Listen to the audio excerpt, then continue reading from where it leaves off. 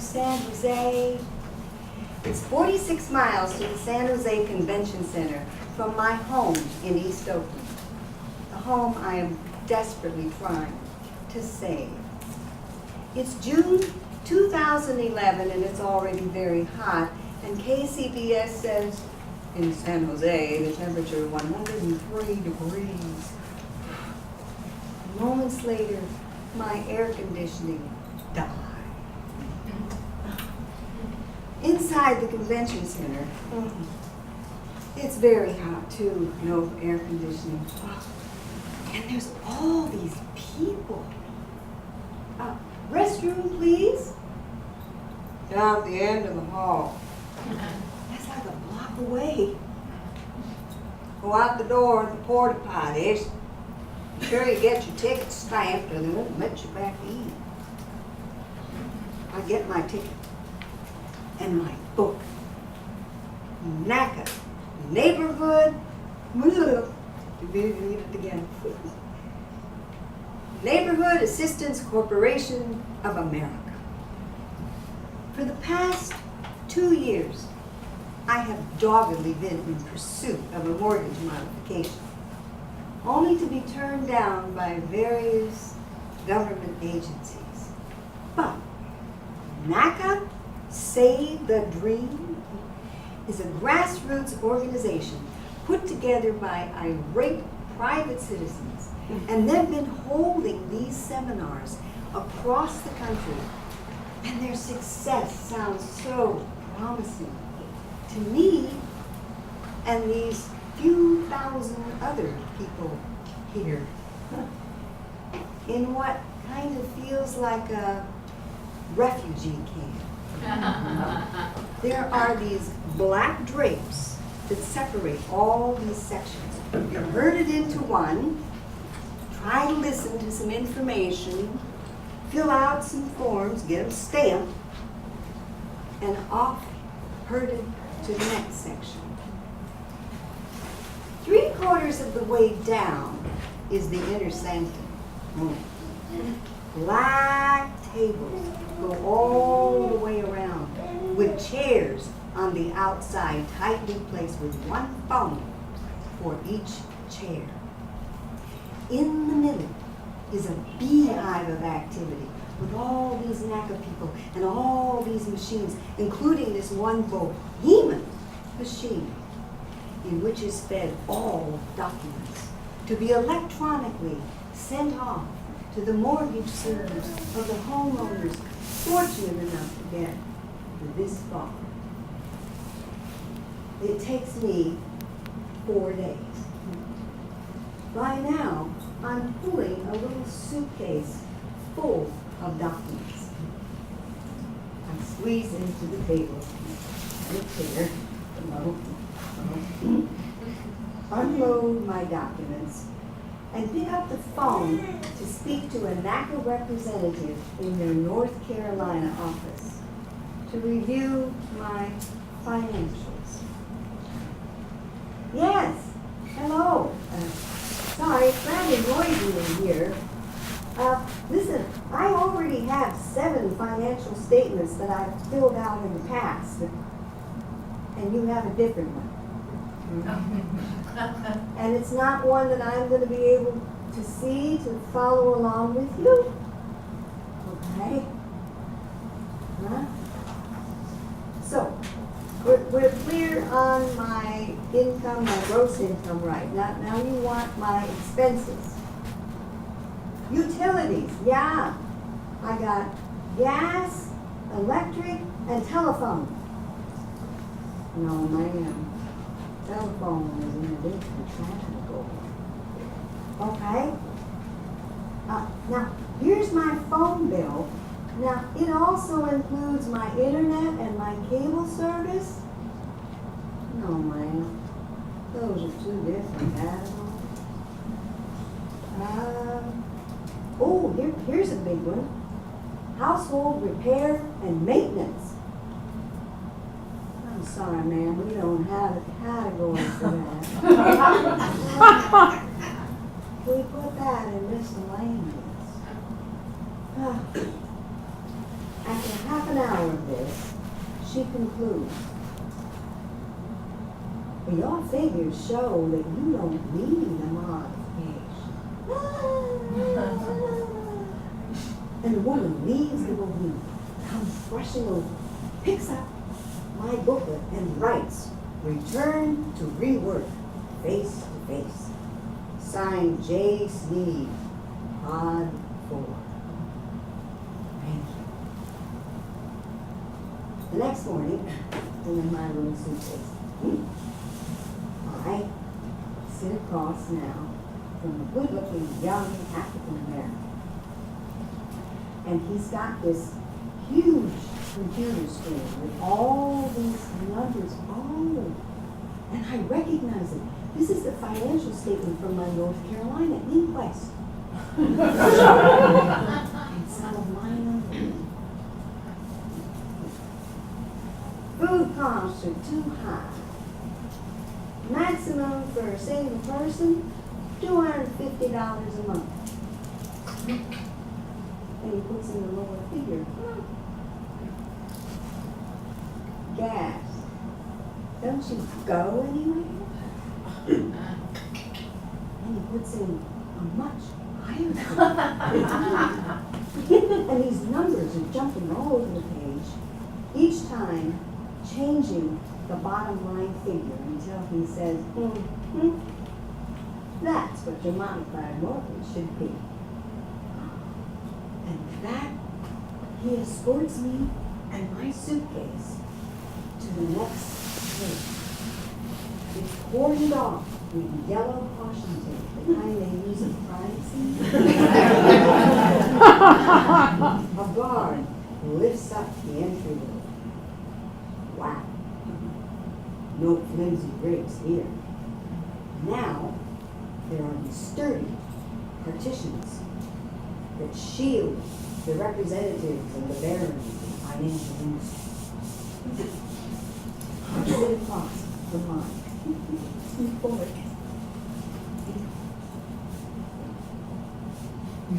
He's a very large man. And his eyes never leave the computer screen. Even when he bends down, his eyes are huge, gigantic.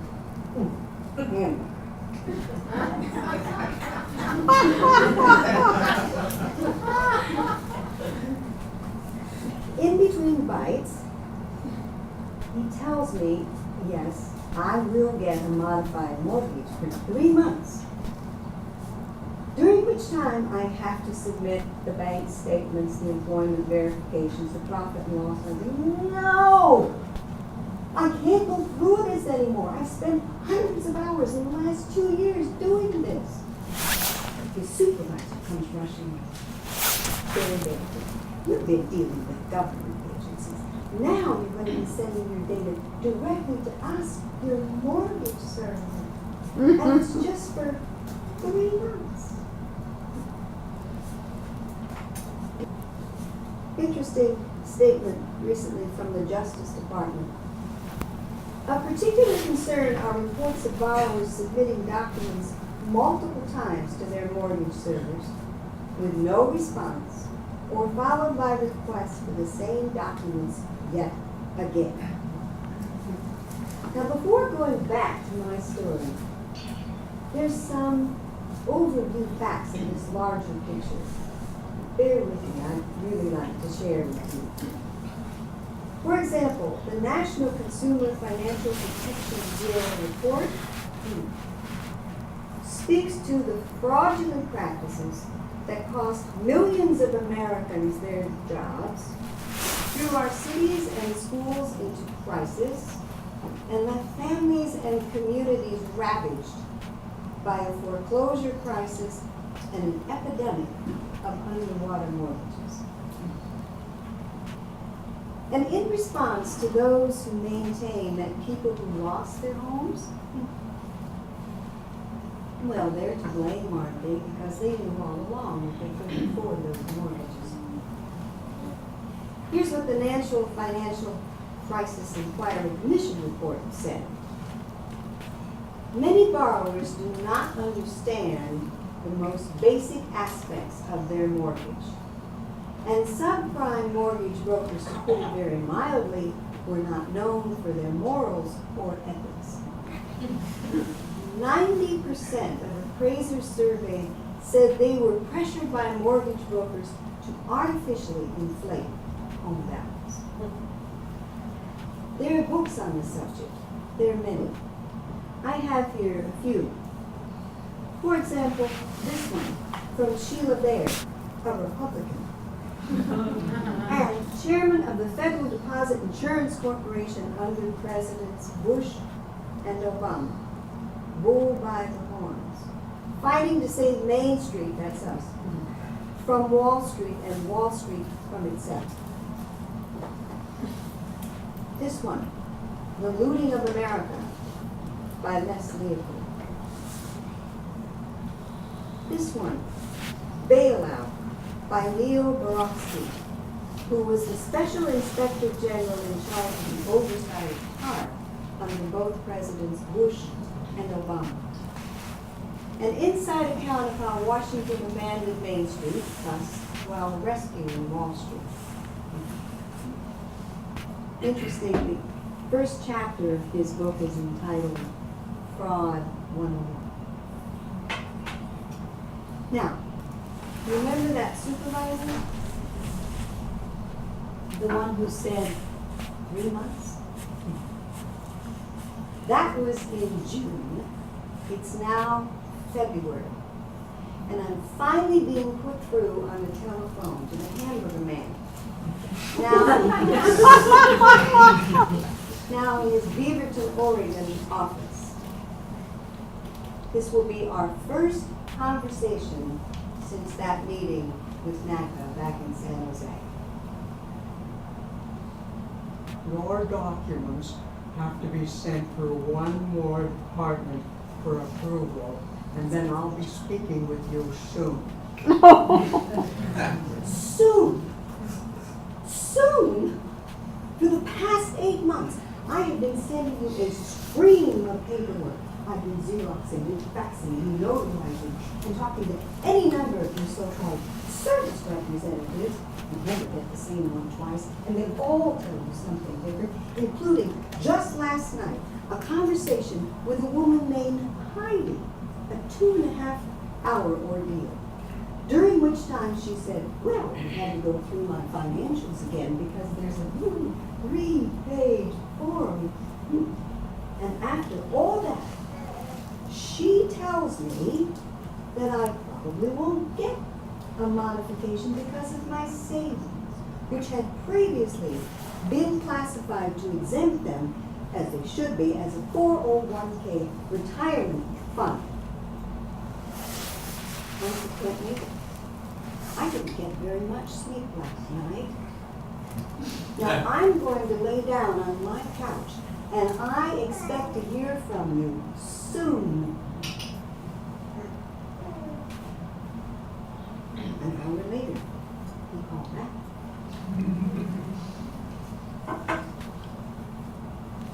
Your mortgage modification has been denied. Oh. What? Why? I cannot tell you why. And there's nothing more that I can offer you. But that's impossible. I have done everything I've been asked to do, including making those on-time mortgage payments long since that 3-month time of reduced modifications was completed.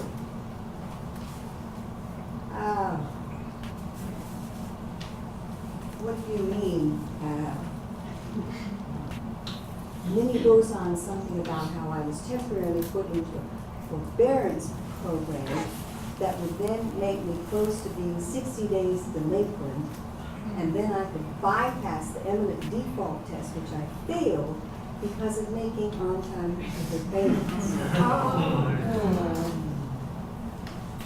You are not 60 days delinquent. Are you telling me I should be 60 days delinquent? I cannot tell you to not pay my mortgage. But now, hold on. What happens if I don't pay my mortgage for 2 months? Yeah. I know the routine. Bank statements, employment verification, new tax days, and more forms. Expect threatening phone calls, and call you again in 3 months. And then what happens? You will be very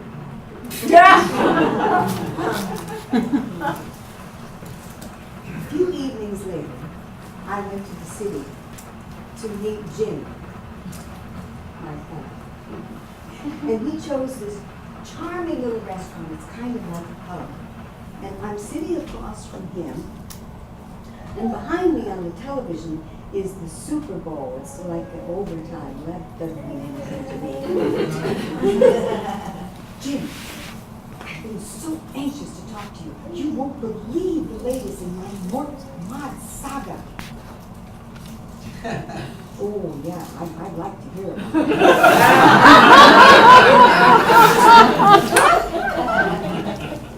Well, at first, the hamburger man, he told me that I was denied a modification. Whoa, look at that. Jim, are you listening to me? This is kind of important. Yeah, sorry. Go ahead. Well, after he told me that I had been denied, I kept him on the phone. And do you know what he told me? In so many words, to not pay my mortgage for 2 months. What? Why, you can't do that. You'll lose your credit. You'll get those threatening phone calls. I know. He warned me about the phone calls. And I know it sounds so crazy, especially since I was told from the very beginning that if I had any hope of getting a modification, that I had to continue making my payments on time. And I've always paid my bills. Seems like you have to know how to play the game and make adjustments when the rules change. Just then, pandemonium broke out in this little college. The quarterback throws a prayer of a ball to the sidelines. This guy catches it, his own team, and he runs for a touchdown, and the New York Giants win the Super Bowl. Now, I'm not very much into football, as you can see. Sorry about that. But the next morning, I picked out this New York Times photo of that quarterback. Eli Manning, steely-eyed, mud all over his uniform, holding firm under pressure. I tapped him on my refrigerator. And he was my inspiration for 2 months when I did not pay my mortgage and got those twice a day coercive telephone calls, and in the mail, foreclosure threats. Made my call to the hamburger man in those 3 months too. And then more red tape that stretched from the spring through the summer. In mid-August, I was sitting in my living room with a very good friend talking about this message. And all of a sudden, underneath the front door comes this envelope, a UPS silently coming under the door. Open it. And she says, open it.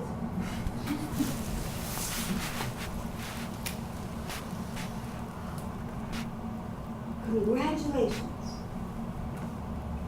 You are eligible for a modified mortgage beginning in September of 2012. Since then, home values have begun to come back up, especially in the affluent neighborhoods. But like 10 million other homeowners across the country, my house is still underwater. And they are still putting people out of their homes. In my East Oakland neighborhood, within a 1-block radius of my home, in the past several months, 4 homes have been foreclosed, and they are still empty. Brown weeds have taken over what was well-tended lawns. Their stories are far more compelling than mine. I was fortunate. I learned how to play the game. Only took me 3.5 years. During that time, often, I would question, was it worth it? So I'd ask my dog.